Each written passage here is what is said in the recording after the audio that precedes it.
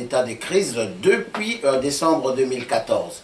Et le référendum du mois de décembre, ça a été une véritable farce, d'autant plus qu'on voit même le corps électoral n'était pas répondant.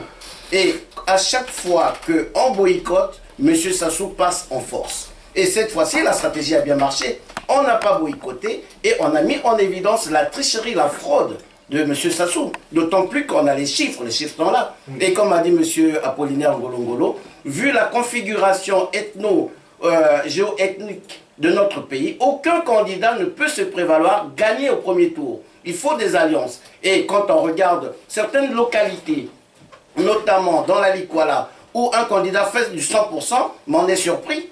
Les gens ne sont pas partis à la pêche. Hein?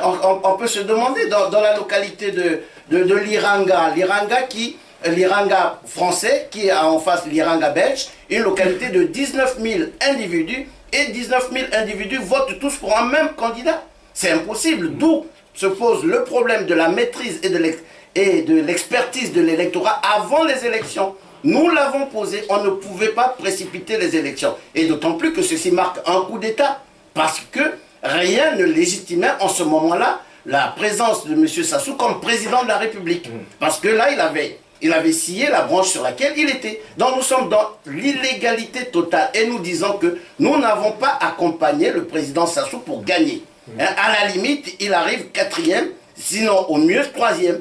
Donc il n'est pas éligible pour le 2e tour. Nous l'affirmons devant la communauté et nous allons assister encore à une mascarade d'investiture pour quelqu'un qui ne respecte pas la parole donnée. Pourquoi prêter serment lorsque celui-là devait défendre la constitution du 20 mars, du 20 janvier 2002 ? Il ne respectera pas plus qu'il l'a fait hier. Donc nous condamnons le massacre qui se déroule dans le pôle. Et nous demandons où est l'élite intellectuelle pendant que Mounari est encerclé. Tous les leaders sont encerclés alors qu'il y a un meeting pour la paix le vendredi.